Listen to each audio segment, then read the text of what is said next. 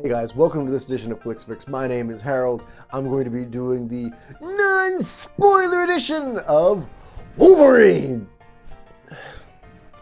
I don't have a budget for anything. It's time for movie and TV news. Flix Fix with Harold the Film Geek. Alright, so this is the non-spoiler edition of the Wolverine movie review. This is basically me telling what I think about the movie and I guess a couple plot points, but nothing that's too critical of the movie to giving away the whole movie. Now, here's the thing. I watched the Wolverine movie today and I was a little bit underwhelmed about the whole movie. Firstly, didn't matter if you watched the first movie or not, and I'm talking about the first Wolverine movie. Now, a couple of years back, they said that when this movie comes out, it's going to be kind of like a sequel, but kind of not. Well, it kind of isn't a sequel because this movie sits out by itself. There's no reference to the first movie. There's no reference to any of the characters that he met in the last movie. This movie basically is taking place right after the third X-Men movie of the original series, not X-Men Last Stand, which is where it should have been if it really was the sequel. So because of that, there was a lot of me watching the movie trying to figure out like where it falls in the timeline, and about maybe 20 minutes into the movie I recognized it because he has dreams of Jean Grey, but he doesn't have flashbacks to any of the X-Men movies or any of the last Wolverine movie. So because of that, I just sat back going, okay, well, he's having dreams of Jean Grey, so obviously it's after the X-Men series. But the last Wolverine movie was right before X-Men First Class because he was going to Japan. But this movie's in Japan. What? Just throw the last movie out if you haven't seen it yet. All the better for you because you won't have anything confusing you this entire movie. Now, things that I thought were lacking in this movie was a plot. The movie slowly starts to develop why Wolverine is in Japan, but ultimately you really don't know what it really is about until near the end of the movie, about 30 minutes to the end, before they start really revealing what really is going on. And a lot of movies, this works out because it's a big aha surprise moment. In this particular movie, it was more so annoying because when you finally do figure out what's going on, you're like, wait, why is he here? What's his point? I mean, literally, he could just not be here and this would have happened anyways. So I don't really see the whole point of this movie.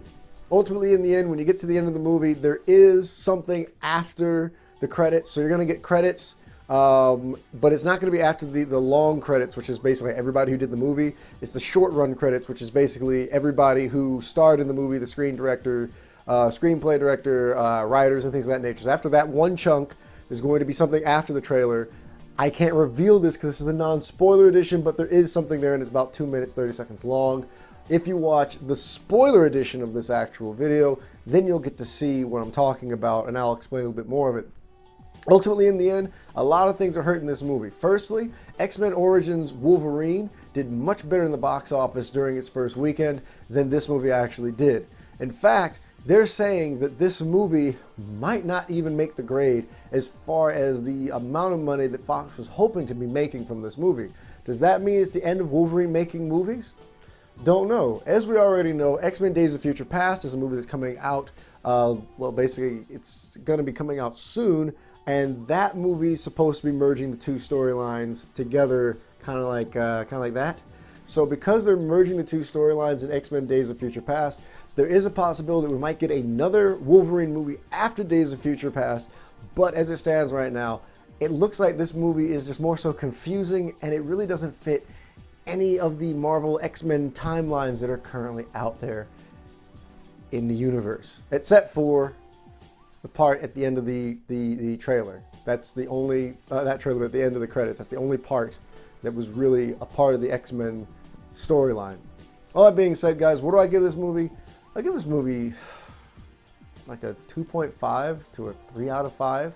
And the reason why is, one, it's hard to follow because you don't know where it falls in the timeline as it pertains to the original Wolverine movie that you saw. The original Wolverine movie ended with him going to Japan, so for him to be in Japan in this movie, it was very confusing for me at the very beginning. For two, the villain wasn't really that great of a villain, because what a lot of villains, such as Iron Man or Captain America, is a very prevalent villain the entire movie. This entire movie, you're trying to figure out who the villain is because all these different people are being evil, but you don't know who is the real villain. When the real villain finally does get revealed, I kid you not, in the movie theater I was at, somebody was like, "What the heck? Seriously? We're supposed to believe that?" If people in the audience are saying that, that's not good. I've seen Pacific Rim, I've seen Avengers, I've seen all the Iron Man movies, all the Batman movies in the movie theater, and the only time I've seen somebody else yell something like that out was Green Lantern. Everybody knows Green Lantern was a no-go. My name's Harold. Thank you for tuning in to this edition of Flix Fix. Please tune in next time as I review another movie. And in all things, guys, if I don't talk to you soon, well, I guess I'm going to talk to you later. Bye now.